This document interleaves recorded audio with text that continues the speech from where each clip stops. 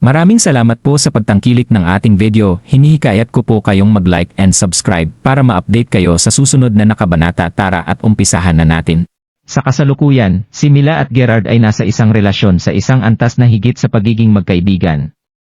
Gayunpaman, hindi pa siya nililigawan ni Gerard ng masigasig, ang madalas nilang ginagawa lang ay nag-uusap sa isa't isa. Patuloy na nagbiro si Mila tungkol sa kung paano si Gerard ay kanyang peking boyfriend, kaya naisip ni Gerald na kaibigan lang siya kay Mila. Gayunpaman, palagi nagmamaktol ng ganito si Mila sa kanya. Sa madaling salita, ang kanilang relasyon ay hindi malinaw. Pinakahuling message sa kanya ni Mila, "Nagtatanong ako sayo. Bakit hindi ka sumasagot? Nakipag-chat ka na ba sa ibang babae ngayon?" Ang mga babae ay sensitibong mga nilalang, nakikita nila ang kaunting pagbabago sa hangin. Kamakailan lang, ang pag-ugali ni Gerard ay naging lubos na kahina-hinala. Noon, palagi siyang sumasagot kaagad kay Mila. Ngayon, ang isang buong minuto ay lumipas nang walang anumang sagot mula sa kanya. Ito ay isang nakakagulat na sitwasyon para kay Mila. Ayaw ni Gerard na magsinungaling sa kanya. Kaya naging totoo siya. Nag-uusap lang kami. Iyon ang kanyang sagot.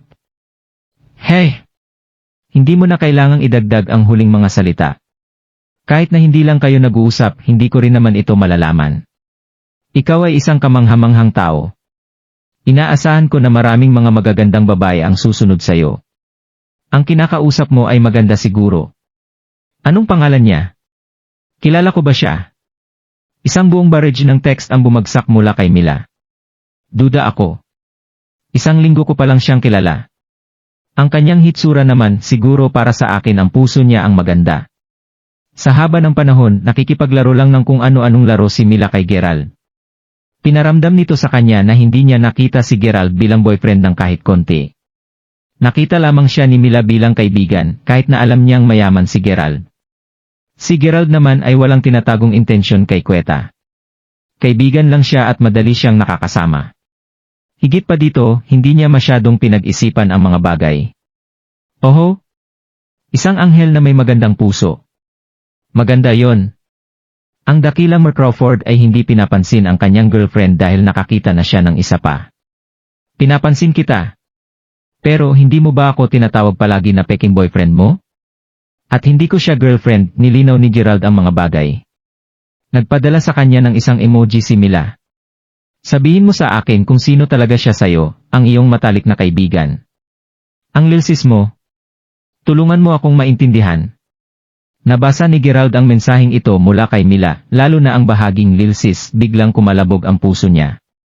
Akala niya ay nagiging malapit na sila. Naisip niya na konti na lang at magmamahalan na sila.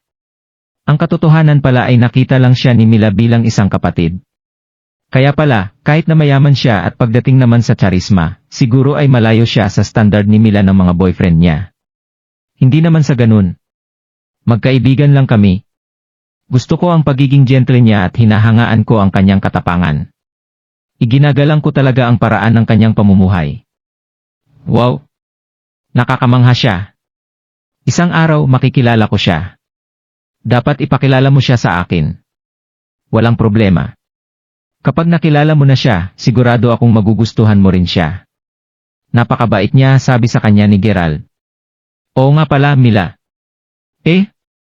Itatanong pa sana ni Gerald kung libre siya bukas, pero bago pa niya matapos ang pagtepe, biglang sumulpot sa tabi ng chat bar ang isang maliwanag na pulang exclamation point.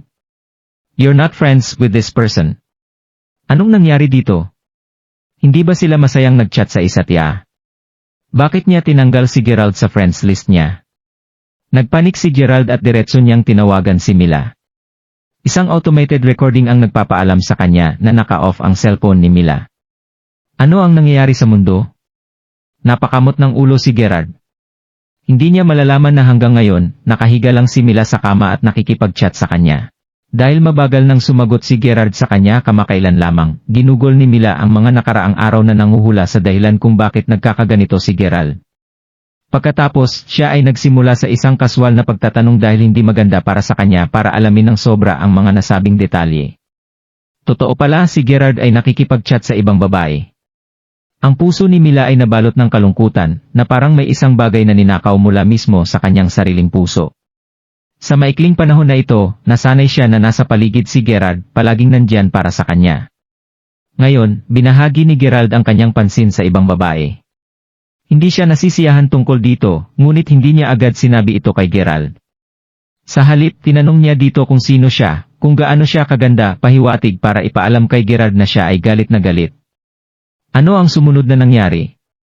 Nagsimulang magsalita si Gerald tungkol sa pagiging kahanga-hanga at gentle ng babaeng iyon. Girl, tatayo lang ba siya doon at tatanggapin ito? Ang bawat mensahe na ipinadala niya ay tumutulo ng asid. Pinaalam niya kay Gerald na siya ay isang kapatid lamang sa kanya, sinabi lamang niya iyon para makaganti sa kanya ng kaunti. Pagkatapos ay nagpatuloy siya sa pagtatanong tungkol sa ibang babae, sinabi niya na gusto niya talagang makilala ang babaeng iyon.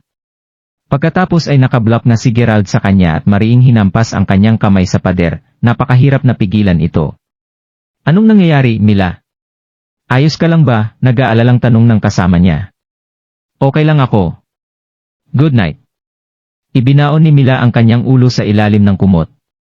We're sorry, but the device you're trying to reach is currently offline.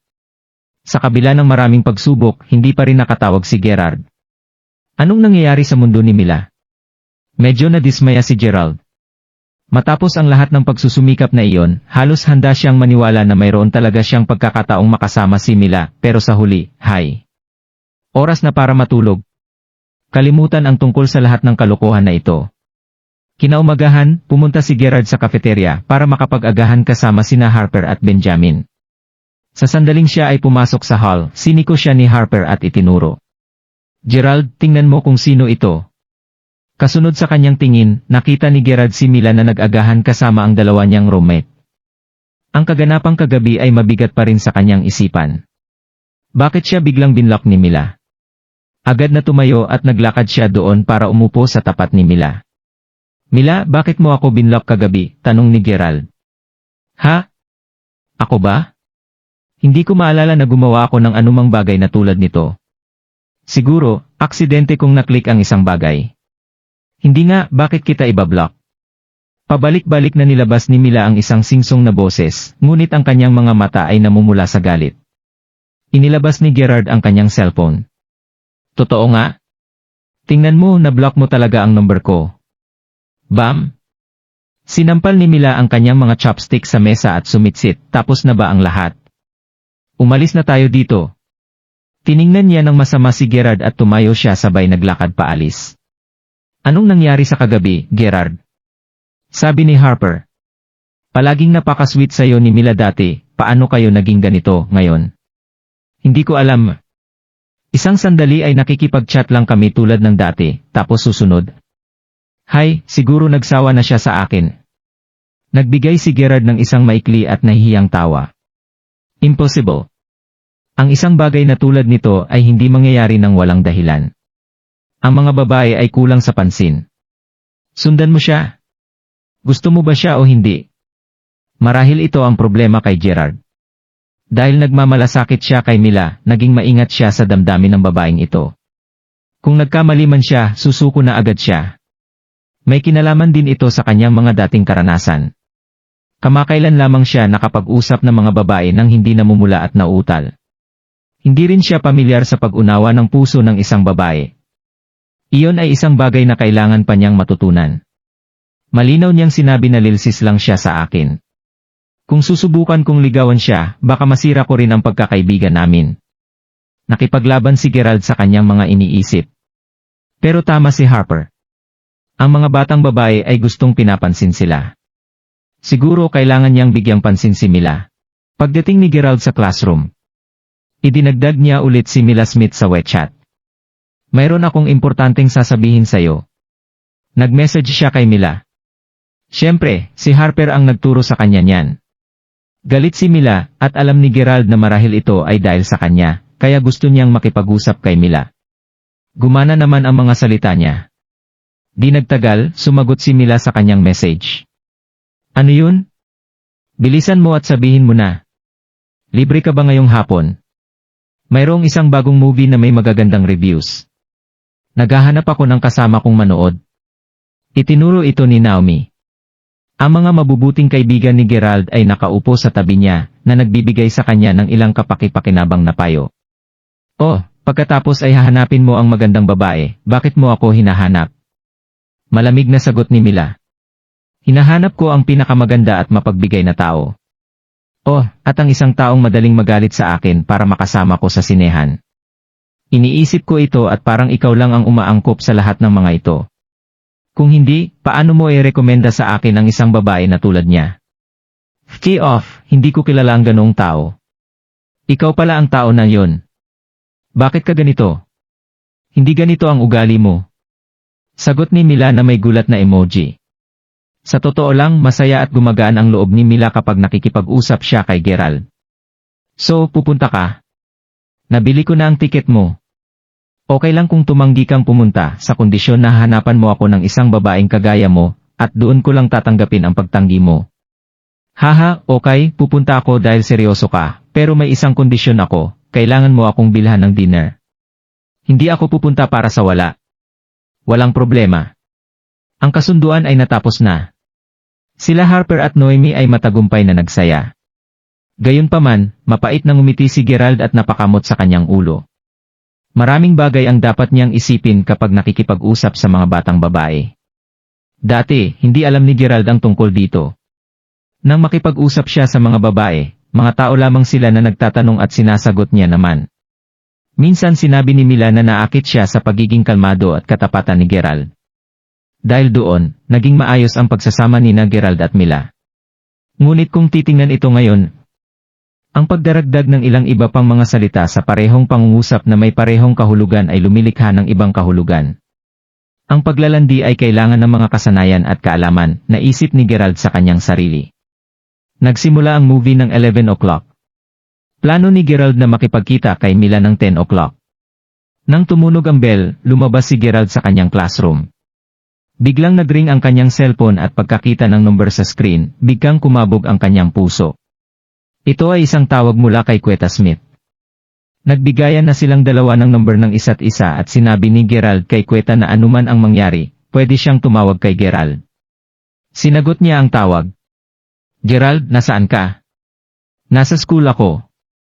Anong nangyayari? Si Yasmin, bigla siyang nahimatay sa lapag. Dinala ko siya sa ospital, pero wala akong pera at hindi siya gagamutin ng ospital. Ano? Nasa entrance ka na ngayon sa ospital. Okay, pupunta na ako diyan. Narinig niya na si Yasmin ay walang malay at ang kalagayan niya ay medyo seryoso. Nagpanik si Gerald. Ang nakaraang linggo ay naging mapayapa para sa kanya. Sobra siyang nag-aalala tungkol sa kalusugan ni Yasmin. Agad siyang tumakbo pababa at nagmaneho sa ospital. Nang makarating siya sa entrance ng ospital, nakita ni Gerald si Quetta at tatlong iba pang mga tao na nag-aalab sa paghihintay. Pinahinto niya ang sasakyan niya sa gilid ng kalsada at sumugod papunta sa direksyon nila. Anong nangyari? Nakita ni Gerald si Yasmin na mukhang maputla at nanginginig. Naranasan ni Yasmin ang sintomas na ito dati, pero lumala pa ito ngayon. Kinakabahan na umiyak si Quetta. Ang dalawang bata ay nanginginig din sa braso ni Gerald, Kuya, tulungan mo ang kapatid namin. Naiintindihan ko, papasok ako at sasabihan ang doktor na pagalingin siya. Matapos niyang kunin si Yasmin mula sa braso ni Quetta, tumakbo siya patungo sa emergency lobby ng ospital. Huminto ka dyan. Paulit-ulit kong sinabi sa'yo, hindi mo pwedeng puntahan ang doktor nang hindi ka nagbabayad. Pumunta ka para sa iba pang mga paraan at huwag kang pumasok dito. Pinigilan ng dalawang gwardiya si Gerald at hinaharangan ang kanyang daan. May pera ako, tulungan mo akong pagamutin ang bata. Nagmamadaling sinabi ni Gerald. Kuya, hindi naman sa hindi ka namin tutulungan. Kung papayagan ka namin ng ganito at hindi ka magbabayad para sa mga bills, maaaring kailanganin namin gumamit ng puwersa sayo. Bakit hindi ka nalang pumunta sa ibang lugar at kumuha ng pera, pagkatapos ay pag-uusapan natin ito? Medyo matanda na ang dalawang security guard. Siguro dahil nakita nila si Quetta, ang iba pa ay medyo kapos sa pera, ang kanilang tono ay hindi gaanong magaspang tulad ng kanina. Malinaw na si Quetta ay pinaalis na dito ng isang beses. Marlinton at Lawrence, ano ang nangyayari dito? Bakit nakatayo ang mga ito sa harap ng ospital natin? Ha? Hindi ba iyon ang pinaalis ko kasi hindi nila kayang bayaran ang paggamot? Bakit nandito pa rin sila? Oh, Dirk Quintero. Pasensya na po, papalabasin ko agad sila. Bilisan mo, sinisira nila ang imahe ng ospital natin. Tayo na, Minnie at Lindy, ihahatid ko na kayo para kumain ng masarap ngayon, hehe. Nagsalita si Del Quintero habang kasama niya ang dalawang maliit na magandang babae. Tumingin ng masama ang dalawang maliit mga babae kay Gerald at sa iba pa. Hehe, bakit ka pa nakatayo doon, humingi ka na ng pera. Tingnan mo kung ano ang suot nila, may kaya pa ba silang magpatingin sa doktor? Look! Parehong inasar ng dalawang babae sila Gerald at ang iba pang kasama nila. Malinaw minaliit nila sila Gerald at Kwenta dahil sa kanilang pananamit. Del Quintero, please, tingnan mo si Yasmin, please lang. Sa kabilang banda, desperado si Kwenta na halos lumuhod na siya para magmakaawa sa doktor. Mayroon akong pera, kaya pakitulungan mo siya. Babayaran ko ang mga bill sa sandaling mapagamot siya. Malamig ang tono ni Gerald. Hahaha, kalokohan. Siguro inaasar mo ako, hindi ba, brat? Hindi ka mukhang isang tao na may pera, haha, huwag mo akong subukang lokohin. Ayon ang pinto, kaya umalis kayo dito. Napatingin si Gerald kay Kwenta. Maghintay ka dito ng sandali, ipinapangako ko sayo na makapasok tayo, sinubukan niyang pakalmahin si Kwenta. Pagkatapos tiningnan ni Gerald si Del Quintero at ang dalawang maliit na babae. Dumaan siya sa gilid ng kalsada, sumakay sa kotse, at pinadyak ng malakas sa gas pedal. Ski! My God! Ano? Nagulat silang lahat. Lalo na si Del Quintero na ang mukha ay halos namutla na. Si Gerald ay nagmamaneho ng isang Lamborghini Reventon, isang $2.7 milyong na luxurious car. Hindi niya inaasahan na ganito kayaman si Gerald. Ang dalawang maliit na babae ay napatakip sa kanilang mga bibig sa pagkamangha. Ang visual effect na dinala sa kanila ng luxurious na kotse ay masyadong enggrande. Pwede na ba kaming pumasok ngayon? Tanong ni Gerald matapos gulungin pababa ang bintana ng sakyan. Syempre. Ihahanda ko ang isang diagnostic team. Hindi na ako kakain at aayusin ko agad ito sa lalong madaling panahon. Nagpanik si Del Quintero. Ninisyan siya ni Gerald. Mahirap makitungo sa mga tao tulad ni Del Quintero. Hindi sila kailanman pakikinggan ito kahit gaano pa sila kahusay magmakaawa, sa halip makikinig lang ang mga ito kapag napatunayan na silang mali. Agad na pinapasok si Yasmin sa emergency room.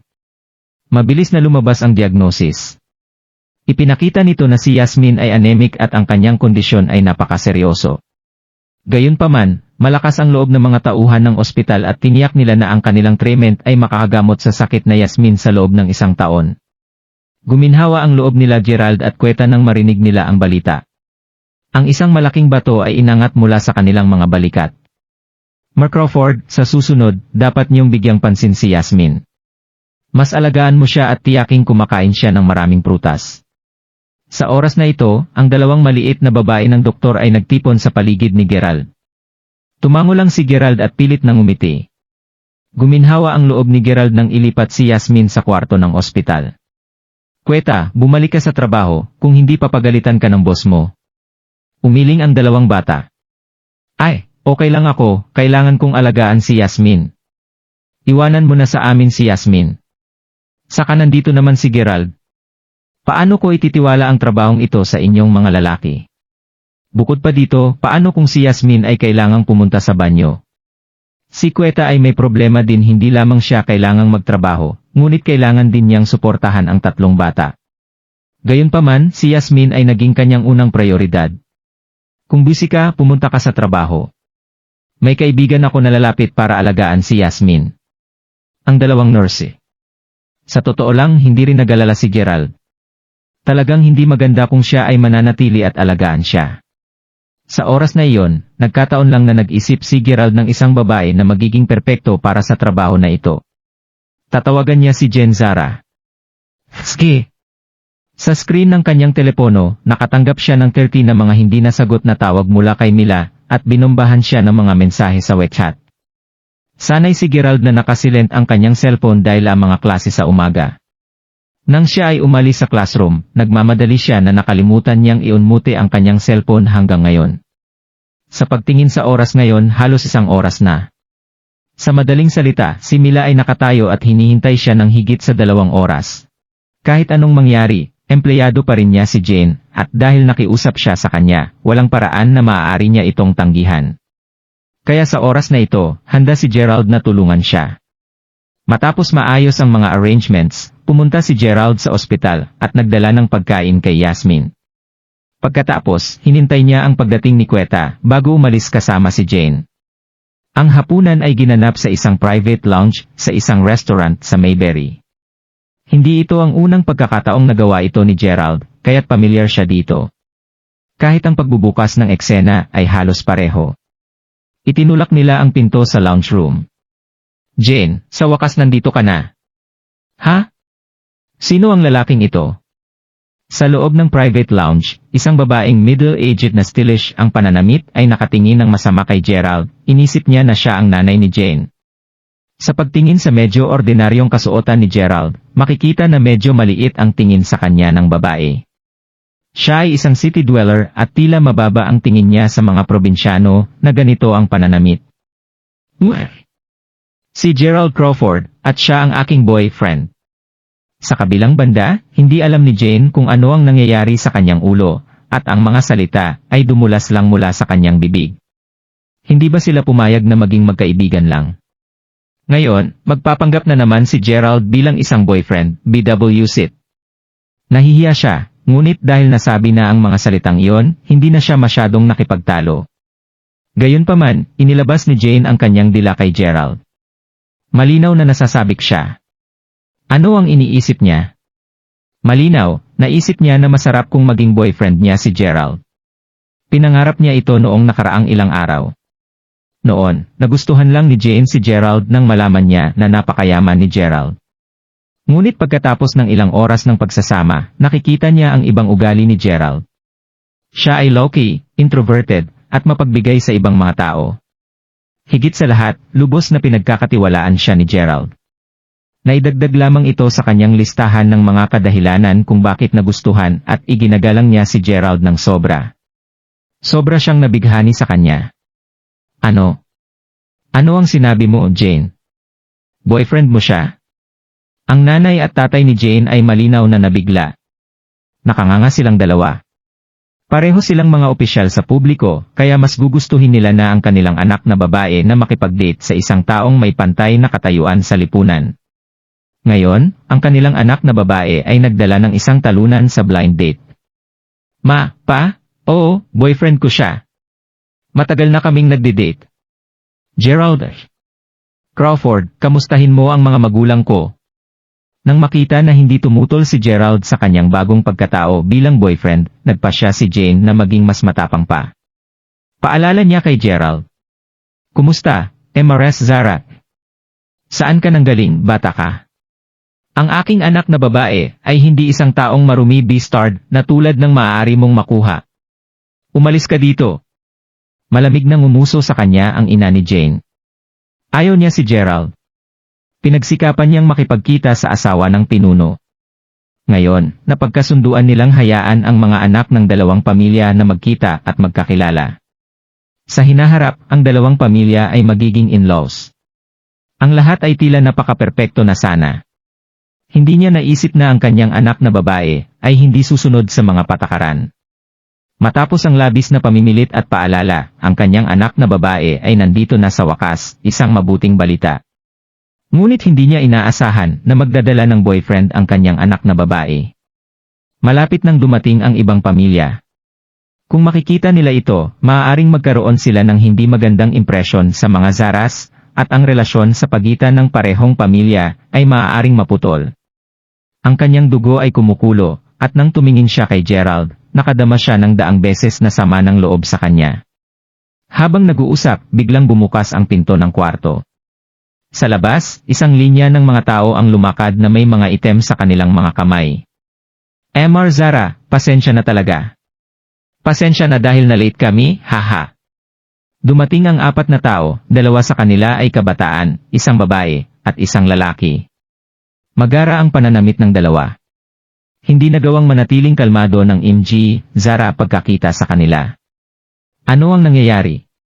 Ang lalaki ay sa malamang ay anak nina MR at MS Jenkin. At sino naman ang babae? Hindi kaya sinama ng anak ang kanyang girlfriend? Oh, Mr. Zara, ipakilala kita, ito ang pamangkin ko. Siya ang anak ng aking pangatlong kapatid. Siya ay isang 4th-year student mula sa Johnhurst University, at nandito siya upang sumama sa kanyang pinsan. Pamangkin, kamustahin mo si Uncle Zara? Gayunman, hindi narinig ng dalaga ang pinag-uusapan nila habang nakatingin siya kay Gerald. Ang sulok ng kanyang mga labi ay pumulupot sa isang nakakainis na ngiti. Ha, Gerald. Hindi ko akalain na makikita kita dito. Kilala ng dalaga si Gerald. Sa kabilang banda, laking gulat ni Gerald nang makita ang magandang babaeng ito. Whitney Jenkins. Mula pa noong binugbog niya si Victor Wright, tuluyan na itong nakipaghiwalay kay Whitney. Palagi siyang lihim na nagmamahal kay Victor. Kahit na binilhan siya ng damit ni Gerald, sa kanyang mga mata, hindi may hahalin tulad si Gerald kay Victor.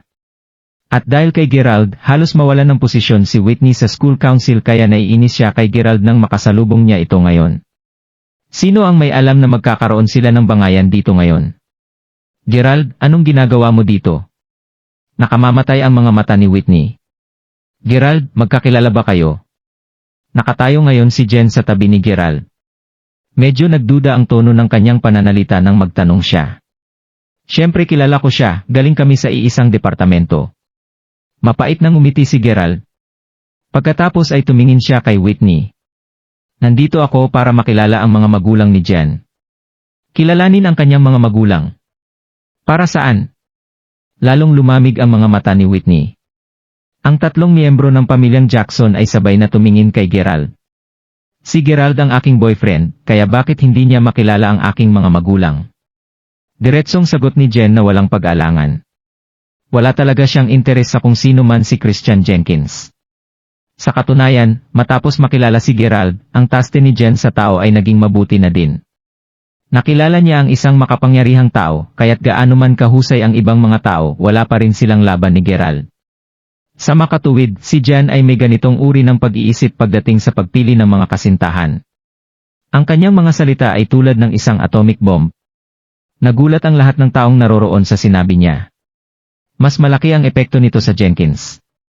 Pumunta sila dito ng mabilis para marinig na si Jen ay may malapit na koneksyon sa Mayberry International Inc.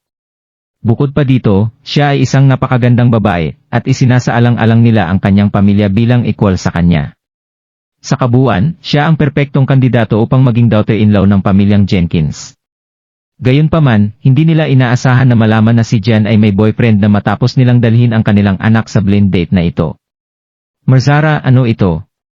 Malamig na nagtanong ang uncle ni Whitney. Si Christian Jenkins ay nakatingin din kay Gerald na masama. In love siya kay Jane. Sa ngayon, sinusubukan niya si Gerald. Tiningnan niya ang katawan ni Gerald para ikumpara ito sa kanyang sarili. Nagmadali na humingi ng pasensya ang mga magulang ni Jen kay Jenkins na ipinaliwanag na ang lahat ay misunderstanding lang at iba pa. Ngunit sa puso nila, isinusumpa nila ang kanyang mga ninuno. Mabaho na bastard. Tingnan mo kung anong problema ang dinala mo sa amin ngayon. Pa, huminahon ka. Tulad ng sinabi ni Uncle Zara, baka may ilang hindi pagkakaunawaan lang. Bukod dito, ang taong ito ay kaklas ni Whitney. Inilagay ni Christian ang relo sa kanyang pulso. Sa sandaling ito, ang kanyang labi ay napakulot sa isang ngiti. Oh, kaklas! Gerald, sa wakas alam ko na kung bakit ka naging kaakit-akit nitong mga nagdaang araw, lumalabas na taken ka na pala. Sa totoo lang, Gerald, bago pa siya nanalo sa loto at yumaman, hindi ako naging komportable sa'yo. Pero dahil binilhan mo ako ng damit, kahit nagalit pa rin ako sa'yo, hindi ako nainis sa'yo tulad ng dati. Ngayon, mukhang mas nakakainis ka kaysa sa naisip ko. Ibig kong sabihin, paano ka yumaman? Nanalo ka sa loto, pero tila ang pera mo ay walang katapusan. Lumalabas na mayroon kang isang sugar mommy at sigurado akong pareho kayong may binabalak na masama. Hindi masyadong nagsalita si Whitney nang pumasok siya sa private lounge. Dahan-dahan niyang nakilala si Jen. Hindi ba siya ang babaeng hinabol ni Chad Sanders? At pagkatapos ay nahuli siya nila Jaislyn Lee at Danik Sanders, na itinatago si Gerald sa sasakyan ng mismong babaeng ito. Nakita niya ang buong pananaw gamit ang kanyang sariling mga mata. Ngunit naisip ni Whitney na malabong mangyari ito. Kahit na maging isang sugar mommy si Jen, hindi siya magkakaroon ng sugar baby na tulad ni Gerald, ngunit inamin ng babaeng ito na boyfriend niya si Gerald. Wala nang respeto sa kanya si Whitney. Ipinagmamalaki siya nito at pinagtatawanan dahil sa pagiging sugar baby. Matapos marinig ang sinabi nila, ang mukha ng mga magulang ni Jen ay naging kakilakilabot. Naniniwala talaga sila na si Gerald ay isang sugar baby. Tinuro ng nanay ni Jen si Gerald at sinabi, "Jen, bigyan mo ako ng paliwanag ngayon. Ano ang nangyayari sa inyo ng Gerald na ito? Sugar baby talaga siya?" "Hindi po, ma. Hayaan mo akong magpaliwanag." Nakasimangot si Jen. Ito ay isang simpleng issue lamang ng pagtanggi sa kasal, ngunit ang mga bagay ay naging malala na. "Hindi ako makikinig sa paliwanag mo. Sabihin mo lang sa akin kung siya ay isang sugar baby o hindi." Galit na tanong ng nanay ni Jen. Nag-cross ng mga braso si Whitney at naglakad sa tabi ni Christian. Ngumiti siya at sinabi, "Huwag kang mag-alala, Christian. Naalala mo ba ang mahirap na lalaki na sinabi ko sa'yo na parehong kurso sa akin?" Ang lalaking itinapon ng kanyang dating girlfriend na pagkatapos ay lumipat sa isang mayamang lalaki. Pagkatapos nito, nanalo siya sa loto at saka talagang naging mayabang. Naalala mo pa ba ang mahirap na magsasakang iyon? Siya yun. Naisip ni Whitney sa kanyang sarili na mula nang mapunta siya dark side baka magpatuloy lang siya at sirain niya na lang ng tuluyan si Gerald. Ang gusto lang niya ay makipagkaibigan kay Gerald dahil sa palagay niya medyo mayaman siya. Lalo na noong binilhan siya ni Gerald ng isang shirt na nagkakahalaga ng ilang libong dolyar dahil tinulungan niya ito. Siya ay talagang naantig sa kanya, ngunit ngayon, napagtanto niya na siya ay isang playboy lamang na walang pera. Pinahiya siya sa publiko ni Whitney para lamang mapatunayan kay Jen na siya ay isang mahirap na magsasaka. Nang napagtanto ni Christian na siya ay isang mahirap na tao lamang, hindi siya nakaramdam ng anumang pressure. "Sagutin mo ako, Jane. Siya ba ang uri ng tao na tulad ng sinabi ni Whitney? Totoo ba na siya ay isang mahirap na magsasaka?" Sinusubukan ng nanay ni Jen na pilitin ilabas ang sagot kay Jen. Ang buong sitwasyon ay nakakahiya. Hindi na alam ni Jen kung ano ang sasabihin. "Oo, ako ay mula sa isang mahirap na pamilya, ngunit hindi iyon nangangahulugang wala akong natitirang dignidad sa sarili ko. Ang gusto ko lang ay kumita ng pera at mag-aral para ako ay maging isang mas mabuting tao." Mali ba yun? Nasaktan si Gerald sa sinabi ni Whitney. Nagsimula siyang magsalita tungkol sa dati niyang buhay. "Bakit kailangan niyo maging mapanghusga? Ano naman kung wala akong pera? Wala akong ginawang masama sa inyong lahat, kaya bakit naman ako mabubuli?" Napatingin si Gerald kay Whitney at sinigawan siya. Ilang taon na siyang hinaharas ni Whitney at hindi ito mas malala pa ito sa ginawa sa kanya ni Yuri. Minsan, nang siya at Xavier ay naglalakad sa labas ng classroom, nakita niya sila at nagsimulang punahin siya sa publiko. Wow, kahit ang isang mahirap na guna kagaya ni Gerald ay may girlfriend. Ang laking balita nito. Anyways, pakilinis ang study hall. Hindi mo kailangang kumain kasama ang iyong girlfriend dahil wala kang sapat na pera para makakain kung hindi ka nagtatrabaho. Ano ang ibig mong sabihin na hindi ka pupunta? Ititigil ko ang iyong scholarship at papalayasin ka. Sabi ni Whitney habang sinampal siya. Ang lahat ng ito ay nangyari sa first at second year niya ng university. Palagi siyang ininsulto ni Whitney sa harap ni Xavier, at dahil doon, nakipagtalo pa sa kanya si Xavier. Ang lahat ng ito ay natigil kay Gerald sa loob ng maraming taon, at itinatago niya ang mga ito sa kanyang puso. Ang mga bagay ay naging mas maayos noong sila ay nakatungtong na ng third year, dahil si Whitney ay sawa ng insultuhin siya. Ikaw pala talaga ay isang mahirap na bastard. Umalis ka na at huwag mo nang abalahin muli ang aking anak na babae. Galit na galit ang nanay ni Jen. Kinuha niya ang isang baso ng mainit na tsaa at hinagis ito patungo sa mukha ni Gerald. Ma? Tumigil ka nga. Halos himatayin si Jen nang makita ang laman ng baso na hinagis niya. Sa kasamaang palad, hindi niya napigilan ang kanyang nanay. Hindi agad nakaiwas si Gerald, ngunit sa kabutihang palad, tumama lamang ito sa kanyang katawan. Agad na natakpan si Gerald ng mga dahon ng tsaa at tsaa. Hindi ka karapat-dapat sa aking anak na babae. Umalis ka dito hanggat maaari. Itinapon ng nanay ni Jen ang baso sa lupa. Sinusubukan din niyang sabihin kay Jenkins na ang pamilya Sara ay ganap na taos-puso at wala siyang pakialam sa buhay at kamatayan ng mahirap na bastard na iyon, na si Gerald. Tumingin ka dito, Gerald. Hayaan mo akong kumuha ng isang video sa'yo para malaman ng buong department kung gaano ka nakakadiri. Tumawa ng malakas si Whitney habang ang mga Jenkins ay nakangiti. Hindi inakala ni Gerald na ganyan ang trato sa kanya ng nanay ni Jen. Gaano siya kaignorante para tratuin ang isang taong ng ganyan sa publiko. Kinuha ni Gerald ang mga dahon ng tsaa sa kanyang shirt at tumingin sa buong kwarto ng mga tao. Lalo na si Whitney. Whitney, paano kung isang araw na pagtanto mo na hindi ako ang mahirap na bastard na inakala mo at napagtanto na ako ay mayaman? Ano ang gagawin mo? At kayong lahat na may galit sa mahihirap. Mga ignorante talaga kayo, alam nyo ba yun? Ano ang ipinagmamalaki ninyong lahat? Kung alam ninyong lahat na kayo ay mahirap sa aking paningin, ano ang gagawin ninyong lahat? Naisip ni Jen na siguro ay galit na si Gerald, ngunit ang kanyang boses ay nakakagulat dahil kalmado pa rin. Hahaha. Gerald, baliw ka ba? Nababaliw ka na yata sa yaman, ha? Itigil mo ang kalokohan mo, sip-sip. Ere-record ko ang lahat ng ito at ipapakita sa lahat kung gaano ka nakakahiya. Kinutya siya ni Whitney. Jen, anong uri ng boyfriend ang meron ka? Bakit natin siya itatrato na tulad ng isang tao? Tingnan mo siya, mukha ba siyang tao? Ang ganitong uri ng mahirap na bastard ay napupunta lamang sa kalye. Tama yan. Tingnan mo ang suot niya. Jenny, okay lang kung bata ka pa at hindi mo gaanong naiintindihan.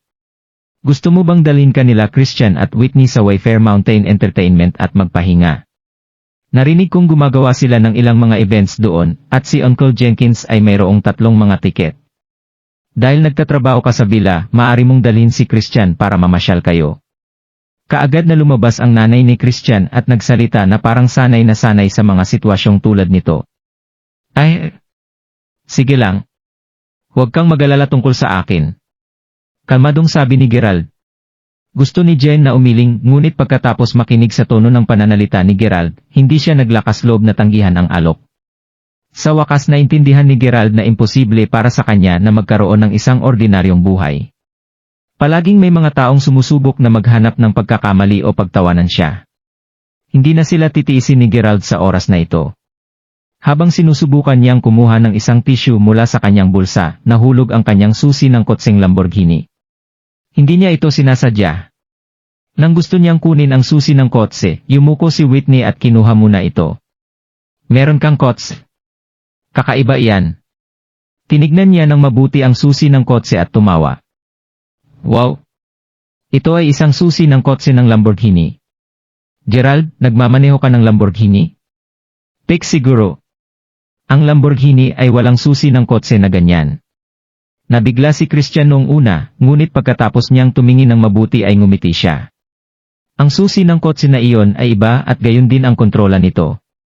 Ang nag-iisa lamang na similar ay ang logo ng Lamborghini at wala pang nakakita ng ganoong uri ng car key. Hindi niya sinisi ang reaksyon nila. Hahaha. Gerald, hindi ko alam na ikaw ang ganitong klaseng tao. Bakit hindi ka kumuha ng laruan na mukhang mas legit kaysa sa isang ito? Ayoko na talaga pag-usapan ang taong ito. Christian, tara na. Pupunta kami sa Wayfair Mountain Entertainment sa iyong Maserati. Tara na, Jane. Mula ngayon araw, ikaw ang magiging pinaka-nakakainis na tao sa department natin, Gerald. Pwede mo ba akong gawa ng pabor at umalis ka ngayon? Itinapon ni Whitney ang susi ng Lamborghini sa lupa.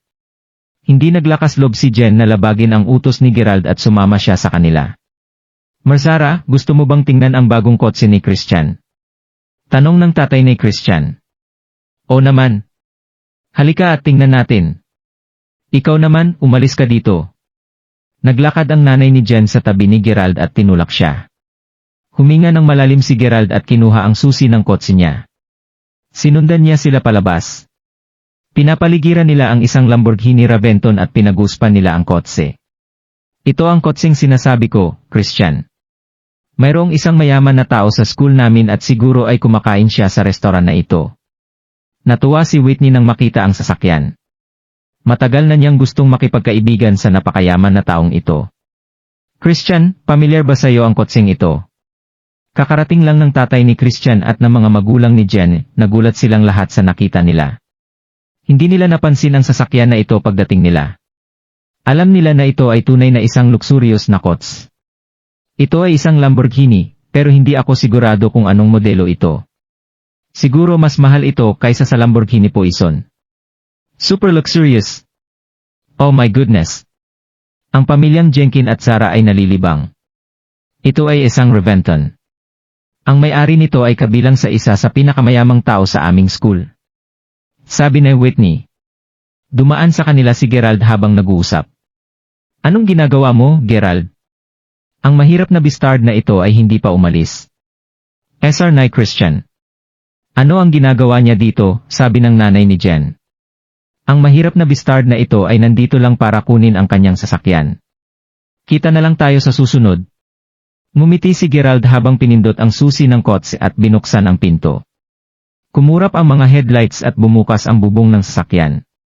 Sumakay si Gerald sa sasakyan at natulala ang lahat. Ano daw? Sigaw ni Whitney. Si Gerald ang may-ari ng kotseng ito. Ang susi ng kotse ay hindi peke at ang kotse na ito ay pagmamay-ari niya. Ang sobrang yaman na tao mula sa kanyang department ay si Gerald kahit na siya ang pinakaordinaryong tao. Ano ang nangyayari, Gerald? Ang kotse na ito ay sayo. Ito ay sayo talaga. Si Whitney ay hindi makapaniwala. Parang sumabog ang puso niya. Hindi siya makapaniwala na siya ang parehong mahirap na bastard sa kanyang mga mata. Anong nangyayari? Pati ang magulang ni Jen ay nagulat din. Hinihiling pa nila kay Gerald na lubayan niya ang kanilang anak na babae. Hindi nakakagulat na sinabi niya na ang mga ito ay mga mahihirap na bastard lang sa kanyang mga mata. Paano ito nangyari? Pinindot ni Gerald ang busina habang palabas siya ng basement car park. Nang dumaan siya kay Whitney, talagang hiniling niya na mapansin siya ni Gerald. Kahit na nangangahulugang pagagalitan siya o sasampalin siya nito. Gayunpaman, hindi siya pinansin ni Gerald. Hindi na lang niya pinansin si Whitney at umalis agad siya. Si Jen naman sapat na ang naitulong niya sa kanya. Tinadyakan niya ang accelerator at nagmaneho palabas ng basement car park. Alam ni Gerald na mas masakit ito kaysa simpleng pagpapakita lamang. Hindi niya pinansin ang kanilang mga ekspresyon. Sino siya? Napalunok si Christian. Naguluhan si Whitney at walang magawa. Hindi niya alam ang sagot sa tanong na iyon. Talagang naisip ni Whitney na humingi ng tawad kay Gerald sa ginawa niya matapos malaman na mayaman pala talaga siya. Lalo siyang naging gwapo nang sumakay siya sa kots.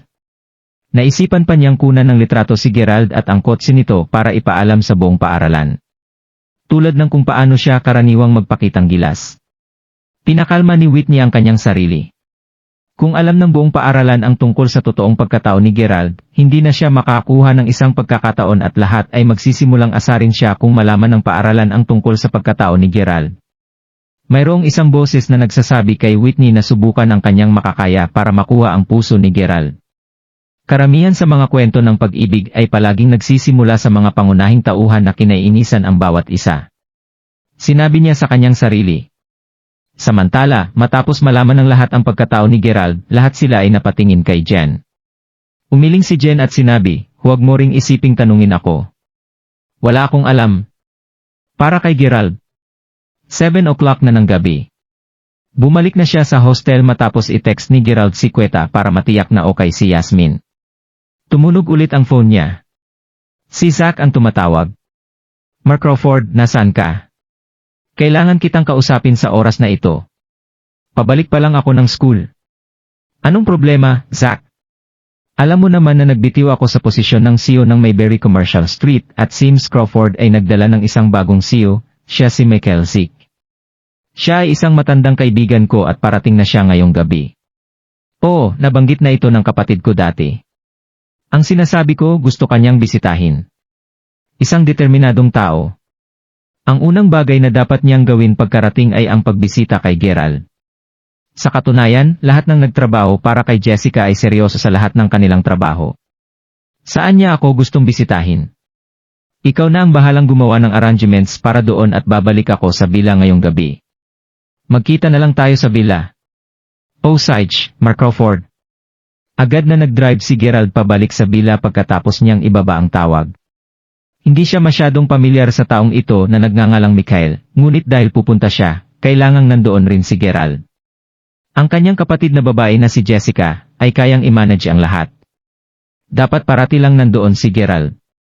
Sa lalong madaling panahon, nang makarating si Gerald sa villa, ang event na nangyayari sa Wayfair Mountain ay malugod na tinatanggap ang bagong CEO, Michael. Gabi na, ngunit ang gabi sa Wayfair Mountain ay maaga pa. Maraming mga mayayaman na naglalakad-lakad doon. Narating ni Gerald ang main entrance at nanood mula sa labas. Pumunta siya sa backdoor at pumasok doon.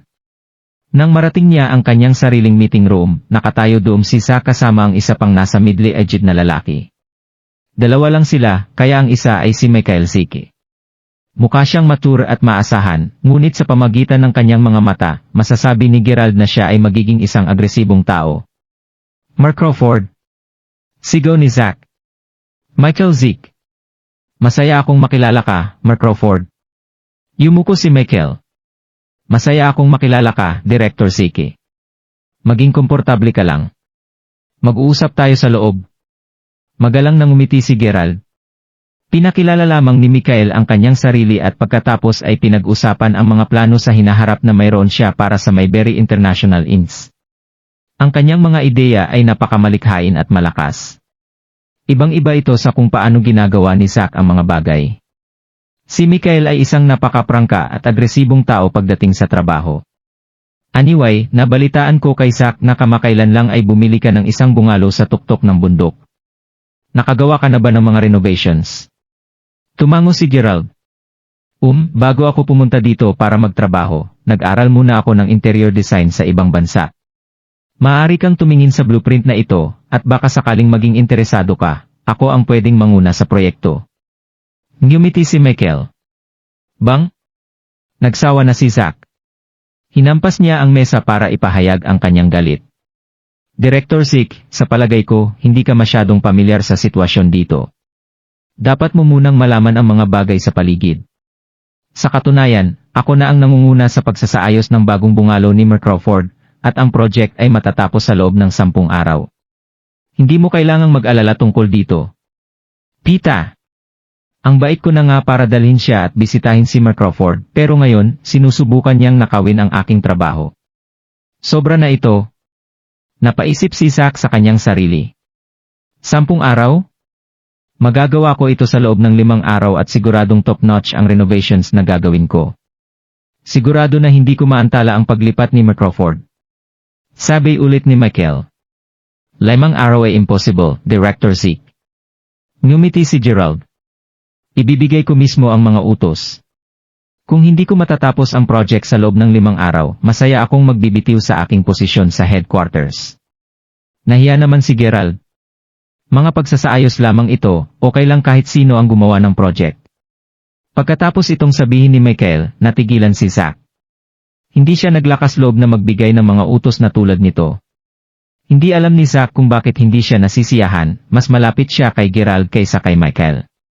Ang pagsasaayos ng bungalo ay ipinasa kay Michael para siya ang manguna nito. Matapos ang meeting, lumabas si Michael para salubungin ang mga bisita habang si Gerald ay bumalik sa kanyang bedroom para magpahinga. Hindi ka na nagbago, Michael. Napaka-agresibo mo at gusto ko iyon, pero dapat kong ipaalala sa'yo, dapat kang mag-ingat sa pagtatrabaho sa Mayberry. Lalo na kapag nagtatrabaho ka kasama ni Mark Crawford, alam mo ang kanyang pagkatao pero hindi pa rin ito alam ng publiko. Naiintindihan ko. Karamihan sa aking mga tauhan ay hindi alam ang tungkol sa kanyang pagkatao. Kahit ang asawa ko ay hindi alam ang tungkol dito. Muntik na kitang matanggalan ng trabaho sa huling pagkakataon na hindi ko sinasadyang masabi ang kanyang pagkatao. Hindi ko na ulitin ang parehong pagkakamali. Ngumiti si Michael. Huminga ng malalim si Zack. Marahil iyon ang kanyang pinakamalaking pagkakamali niya sa kanyang buhay noong muntikan ng malunta sa kaguluhan si Gerald dahil kay Nigel Fisher. Bumalik si Gerald sa kanyang kwarto, ngunit hindi siya nakatulog kaagad. Habang nag-iisip siya tungkol sa mga bagay-bagay, biglang tumawag ang kanyang kapatid. Dude, may 2 araw pa na natitira, anong ginagawa mo? Natapos mo na ba ang sinabi kong gawin mo? May natitirang pang 2 milyon. Sinusubukan mo ba akong patayin? Sigaw sa kanya ng ate niya. Napagtanto ni Gerald na 8 milyon lamang ang ginastos niya sa bungalo. Ay hindi, ano ang magagawa ko? Paano ko gagastusin ang 2 milyon na iyon? Si Gerald ay gising buong gabi, iniisip kung paano niya gagastusin ang pera, at sa wakas, mayroon siyang ideya. Nagkaroon ng ideya si Gerald kung paano niya gagastusin ang $2 milyong na iyon. Ilang araw na ang nakakalipas nang makausap niya si Queta, napagtanto niya na mayroon lamang siyang isang larawan sa kanyang profile sa social media. Ang background ay isang bundok at ang bundok ay natakpan ng mga puno. Ito ay isang napakamagandang view ng larawan. Sa oras na iyon, sinabi ni Queta kay Gerald ang tungkol sa lugar na iyon. Matapos siyang ampunin palayo sa bahay ampunan, sinundan niya ang kanyang mga foster parents na tumira sa bundok. Matapos mamatay ng kanyang mga magulang sa isang aksidente sa sakyan, umalis na rin siya sa lugar na iyon. Nang maalala ni Gerald ang kwentong ito, naisipan niyang mag-invest sa bundok na iyon at magtayo ng isa pang entertainment facility doon. Tinawagan kaagad ni Gerald si Queta. Nabigla siya noong una nang marinig ang tungkol sa balita, ngunit kinumpirma niya na ang tanawin sa itaas doon ay tunay na nakakagulat, lalo na sa tuktok ng bundok. Talagang nasasabik si Gerald na magkaroon ng isang pagtingin at hiniling niya kay Queta na dalhin silang dalawa doon bukas para tumingin. Pagkatapos nito, tinawagan ni Gerald si Zach para maghanda ng isang report at kontrata para sa investment na iyon sa lalong madaling panahon. Ito ang kauna-unahang makahulugang project na talagang pinahalagahan ni Gerald mula noong nalaman niya na siya ay isang bilyonaryo. Talagang determinado si Gerald matapos na maayos ang lahat. Hindi siya makatulog ng gabing iyon at nagtungo siya sa hot spring. Pagkatapos ng event, ang buong Wayfair Mountain ay naging tahimik muli. Kahit na ang hot springs ay walang laman. Nagpalit siya ng damit panlangoy at tumalon dito. Sa sandaling siya ay tumalon sa hot spring, may isang magandang babae na nakabikini ang nakatayo mula sa tubig. Nagsuklay siya ng buhok at may ilang ibang tao na naglalakad papunta sa entrance. Mayroong isang babae na nadala ng 3 o 4 pang mga bodyguard. Anong ginagawa ninyo? Binayaran kayo ng kumpanya para protektahan si Miss Elizabeth, at ngayon ay iiwan nyo siyang mag-isa sa hot spring. Hindi mo ba alam ang mga reporter na iyon na maaring sneak at kumuha ng litrato ni Miss Elizabeth? Gagawa pa sila ng kung ano-anong mga tsismis. Opo, Madam Red, kami talaga ang may kasalanan, pero ang mga reporter ay hindi magiging matapang para pumunta dito at mag-sneak ng mga larawan, di ba? Huwag kang tanga. Kailangan nating gawin ang ating makakaya para mapangalagaan ang imahe ni Elizabeth. May darating siyang ibang pelikula, at kung may mga problema dito, papatayin ko kayong lahat. Pinagalitan ni Madam Red ang mga bodyguard. Katatapos lang maligo ni Elizabeth. Pagkatapos ng event sa Mayberry, siya ay nababagot na manatili sa kanyang sariling kwarto. Matagal na niyang alam ang tungkol sa hot spring at nagpasya siyang tanggihan ang alok ng iba pang boss at pumunta siya ng mag-isa sa hot spring. Madam Red, sinabi ko sa kanila na iwan ako dito ng mag-isa dahil nandito lang ako para sa hot spring. Dapat kayong lumabas at maghintay doon. Kailangan kong magbihis. Sinabi ni Elizabeth. Napalunok ang mga bodyguard nang makita ang perpekto niyang katawan pero lahat sila ay lumabas at hinintay siya. Binigyan siya ng manager niya ng isang batrobe. Hindi ko maintindihan kung anong iniisip ng kumpanya. Ang weird na sinusundan ka ng maraming tao araw-araw. Haha. Kailangan mo ba ang may-ari ni Mayberry na si Gerald na sundan ka sa paligid para hindi weird ang nararamdaman mo? Ngumiti si Madam Red. Sa totoo lang naisip ko na makikita ko si Gerald dito ngayon. Ngunit hindi man lang siya sumama. Sayang ang oras ko. Iyon ba ang dahilan kung bakit may suot kang bikini sa hot spring? Hindi ka ba natatakot sa mga masasamang reporter na iyon? Mayroon kang isang imahe na dapat alagaan. Sabi ni Madam Red. Ang security dito ay top-notch. Hindi ako nagbikini para lang dito. Halos gusto kong pumunta dito ng hubot-hubad. Muntikan ng hubarin ni Elizabeth ang kanyang bikini. Wah! Hindi ko na ito mapipigilan. Isang boses ang lumabas mula sa tubig habang tumayo si Gerald mula sa tubig at huminga ng malalim. Ay! Sigaw ng 2 babae ng gulat na gulat. Nakita ni Gerald si Elizabeth sa tubig nang sumisid din siya dito, ngunit napakaliit ng kanyang bikini na inakala ni Gerald na wala siyang suot at hindi siya naglakas loob na iangat ang kanyang ulo. Kalahati lamang ng kanyang ulo ang wala sa tubig at nakikinig siya sa kanilang pag-uusap. Nalaman niya tuloy na siya ang artista na sikat sa oras na iyon, si Elizabeth. Nandito siya para sa isang showcase. Gusto ni Gerald na maghintay hanggang sa umalis sila bago siya lumabas sa tubig, pero muntikan nang maghubad si Elizabeth at sumisid siya sa hot spring. Natatakot siyang magkaroon ng hindi pagkakaunawaan kaya nagdesisyon siyang tumayo. What the f***? Kailan ka pa nandito? Tinakpan kaagad ni Elizabeth ang kanyang mga ibabang bahagi dahil halos mailabas na niya ito, talagang napaka-awkward ng nararamdaman niya. Oh my goodness! Sinabi ko sa'yo na mag-ingat ka, Elizabeth. Ngayon tingnan mo, siguro siya ay isang manyak na pumunta dito para kuhanan ka ng picture. Balisa si Madam Red. Gumamit siya ng bathrobe para takpan si Elizabeth. Ikaw, lumabas ka sa tubig ngayon. Galit na galit si Elizabeth. Kumuha pa siya ng isang bato. Saiji. Lalabas na ako. Nakita siya ni Gerald sa mga movies, ngunit talagang iba siya sa mga ginampanan niyang karakter.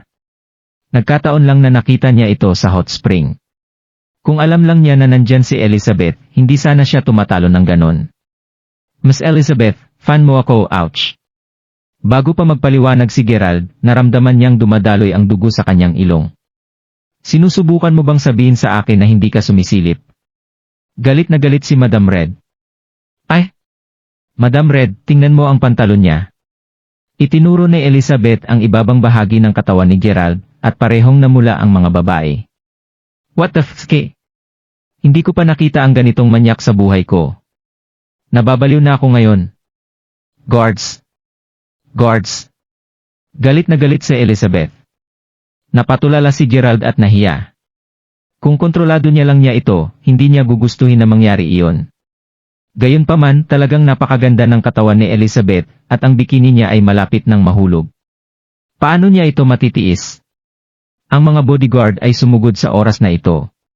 Alam nila ang nangyari sa pamagitan lamang ng pagtingin sa ekspresyon ng aktres. Galit na galit ang mga bodyguard. Ang kapal ng muka para silipan ako. Pinagsisisihan mo ang nakita mo ngayon.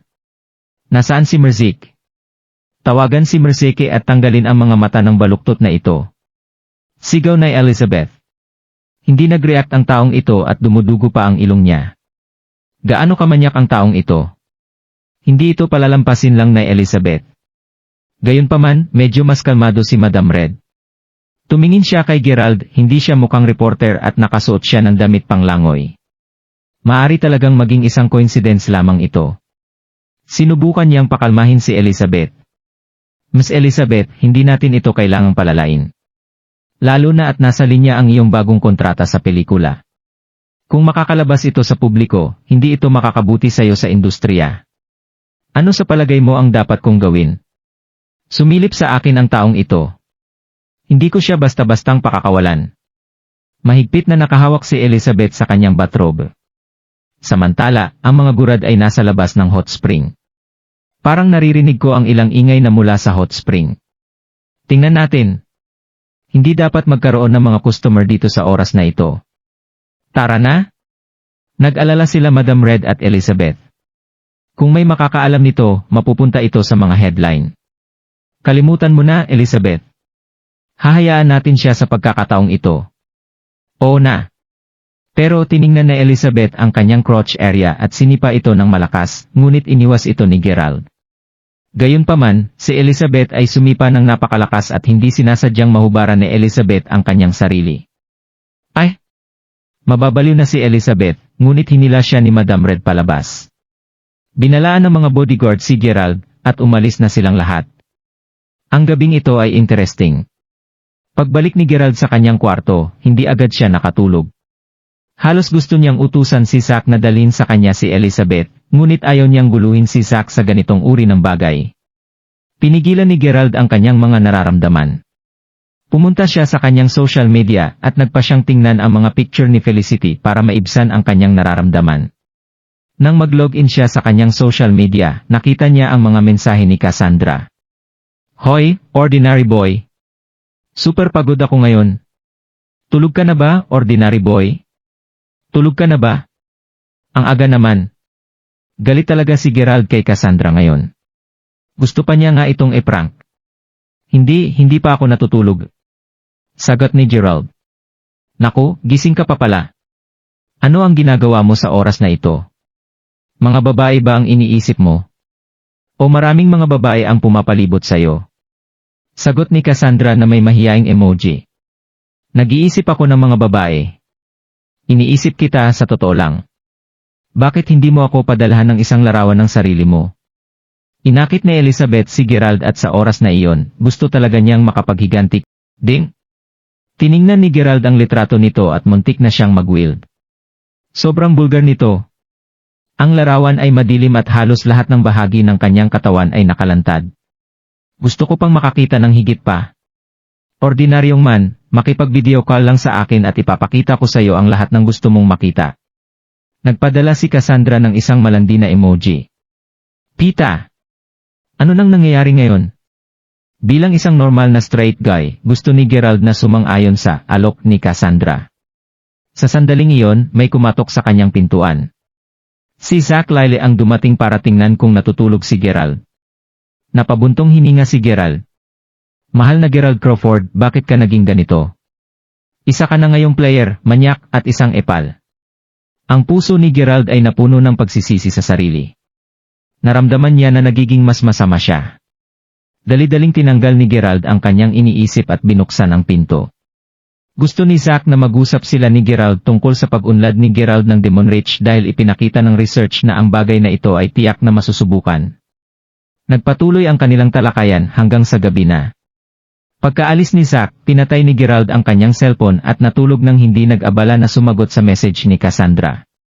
Kinaumagahan, umalis si Gerald sa Wayfair Mountain Entertainment at bumalik sa university. Nakita niya ang isang dalaga na nagbebenta ng mga bulaklak sa labas ng kanyang kolehiyo. Ang ganda talaga ng mga rosas. Naisip niya ang kanyang girlfriend na si Mila Smith, na kamakailan lamang ay nakipaghiwalay sa kanya pagkatapos ng isang away. Isang araw na ang nakalipas mula nang huli niyang hanapin ang babae na iyon.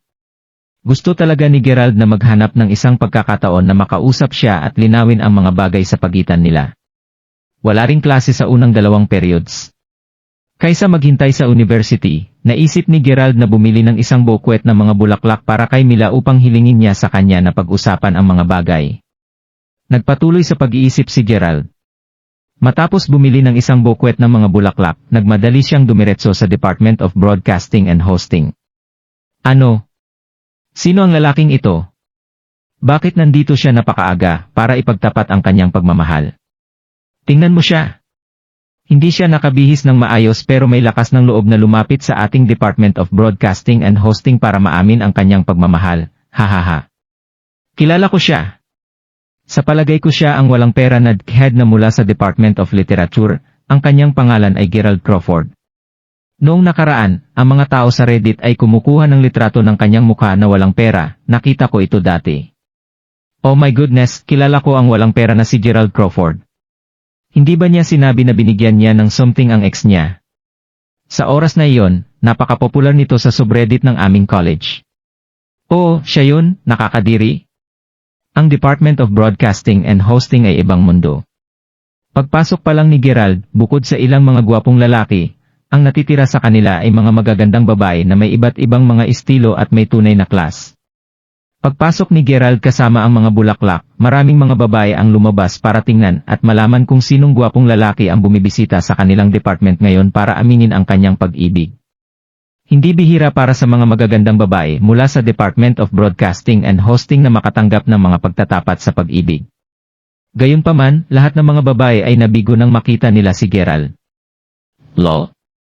Brother, maaari mo munang i-update ang iyong katayuan bago aminin ang iyong pag-ibig dito. Sang-ayon ako. Hindi dapat siya magtapat sa ganitong paraan. Kung matagumpay ang kanyang pag-amin sa pag-ibig, tatalon ako sa gusali at magpapakamatay. 2 gwapong lalaki na nakasuot ng maliliit na suit at may mga bulaklak sa kanilang mga kamay ang nangungutya kay Gerald. Mapait nang umiti si Gerald. Hindi niya inaasahan na magiging ganito ang kapaligiran ng Department of Broadcasting and Hosting. Kung nalaman niya ito kanina, hindi niya bibilhan ang mga bulaklak na iyon.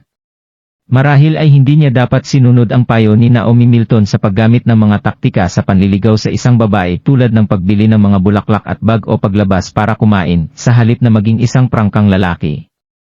Gayunpaman, naisip ni Gerald na ang pagsunod sa kanyang payo ay magiging kikas. Sa huli, bumili si Gerald ng isang bouquet ng mga bulaklak at nakuha ang pansin ng marami. Si Gerald ay nagdadalawang isip kung alis ba siya nang biglang. Gerald Crawford. Anong ginagawa mo dito? Ang boses ng ilang babae ay nagmula sa likuran. Pamilyar kay Gerald ang mga boses na ito. Tumalikod siya at nagulat. Ang mga babae ay sina Alice Bradford, Hailey Yance, at Jaislyn Lane mula sa parehong unit ng dorm. Malinaw na pumapasok sila para sa mga klase. Gerald, kinakausap ka namin. Nakasimangot na sinabi ni Hailey nang wala siyang natanggap na sagot mula kay Gerald.